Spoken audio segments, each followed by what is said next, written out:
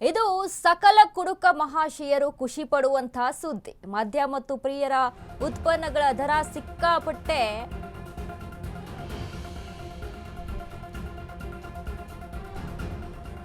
ಇಳಿಕೆಯಾಗಿದೆ. ಆಲ್ಕೋಹಾಲ್ ಪ್ರಮಾಣ ಆಧರಿಸಿ ತೆರಿಗೆ ವಿಧಿಸಿದ ಸರ್ಕಾರ ಮೇ 1ರಿಂದಲೇ ಜಾರಿಗೆ ಬರುವಂತೆ ಸರ್ಕಾರದ ಆದೇಶ. ಹೊಸ ಆದೇಶದ ಬೆನ್ನಲ್ಲೇ ಮದ್ಯದ ದರದಲ್ಲಿ ಏರಿಳಿತಗಳು.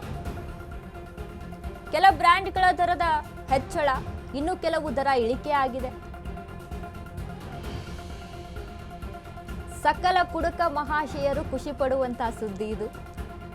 ಮದ್ಯ ಮತ್ತು ಬಿಯರ್ ಉತ್ಪನ್ನಗಳ ದರ ಸಿಕ್ಕಾಪಟ್ಟೆ ಇಳಿಕೆ ಆಗಿದೆ. ಈಗಾಗಲೇ ಮದ್ಯ ಪ್ರಿಯರು ಒಂದು ಬೇಡಿಕೆಯನ್ನ ಇಟ್ಟಿದ್ರು.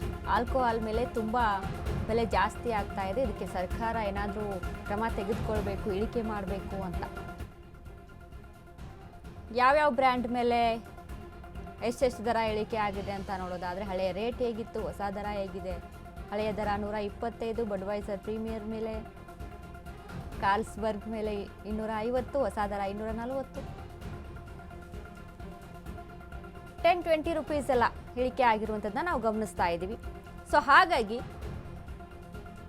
ಮದ್ಯ ಪ್ರಿಯರಿಗೆ ಖುಷಿ ಪಡುವಂತಹ ಸುದ್ದಿ. ಈಗಾಗಲೇ ನಾವು ಗಮನಿಸಿದ್ವಿ, ಈ ಹಿಂದೆ ಒಬ್ಬ ಮದ್ಯ ಪ್ರಿಯರು ಸಹಿತ ಯಾವ ರೀತಿಯಾಗಿ ಹೋರಾಟಕ್ಕೆ ಮುಂದಾಗಿದ್ರು ಅಂತ.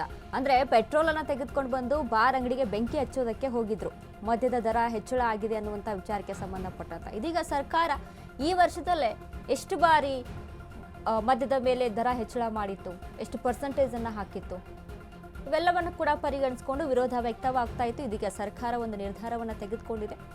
ಮದ್ಯದ ಮೇಲೆ ಇಳಿಕೆ ಆಗಿರುವಂಥದ್ದು ಕೆಲ ಬ್ರ್ಯಾಂಡ್ಗಳ ಮೇಲೆ ಮಾತ್ರ, ಇನ್ನು ಕೆಲ ಬ್ರ್ಯಾಂಡ್ಗಳ ಮೇಲೆ ಆಗಿಲ್ಲ. ಕೆಲವೊಂದು ಬ್ರ್ಯಾಂಡ್ಗಳ ಮೇಲೆ ದರ ಇಳಿಕೆ ಆಗಿದೆ.